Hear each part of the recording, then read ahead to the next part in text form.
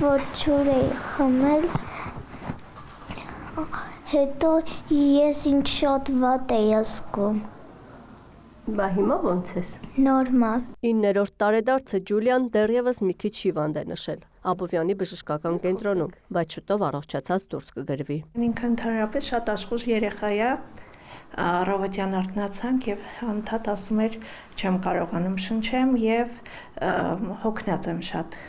Հետո անմիջապես ջերմությունը չափեցի 37.1 էր։ Ես գիշերը անընդհատ արթնացել եմ, ջուր եմ խմել ծորակից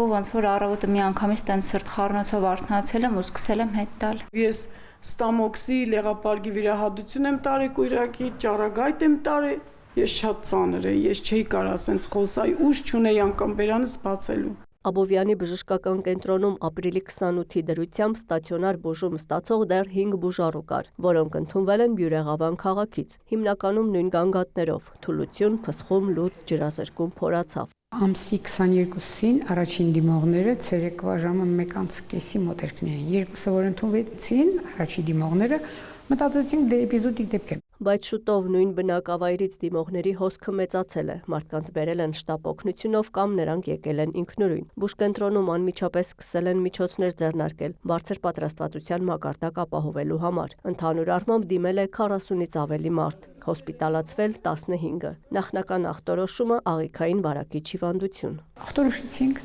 տեղակայեցինք, ով թեթև էր սիմպտոմները, նշանների հիվանդության ավելի թեթև էին, հենց ընդունանում են օգնություն ցույց տվեցինք եւ վիճակը կայունացնելուց հետո ուղղորդեցինք դեպի տեղամասային բժիշկները արդեն տեղյակ էին, իրենք տանը շարունակեցին բուժումը։ Ում վիճակը թույլ չէր տալիս ետ ուղարկելու, հոսպիտալացրեցինք։ Հիվանդությունների վերահսկման եւ կանխարգելման ազգային կենտրոնի տվյալներով Բյուրեղավանից տարբեր բուժհաստատություններ է դիմել ընդհանուր մոտ 60 անձ, հոսպիտալացվել է 35-ը, մեծ մասը դուրս է գրվել, մնացած բոլորի մոտ էլ առողջացում է սկսվել։ Բարեբախտաբար այստեղ կարելի է նշել, որ տվյալ ախտանիշները շատ բարդություններ իրենցից չէին ներկայացրել, ինչու եմ ասում բարեբախտաբար, որովհետև մենք ծանր ընթացք չունեցանք առողջական տեսանկյունից։ ՀՎԿ-ակ մասնագետները Բյուրեղավանում փորձանմուշներ են վերցրել խմելու ջրից, կենսանմուշներ մարդկանցից, բակային համայցեր իրականացրել խնդրի մասշտաբները հասկանալու համար։ Հետազոտությունների արդյունքում խմելու ջրի մեջ հայտնաբերվել են շեղումներ։ Ջրի մեջ մենք հայտնաբերել ենք կոլիֆորմ մանրէների տեսակներ, դրանք ընդհանուր ախտածին մանրէներ են, որոնց մեջ մտնում են շատ տարատեսակ մանրէներ։ Մարդկանց կենսանմուշների մեջ մենք հայտնաբերել ենք ռոտավիրուս, ադենովիրուս,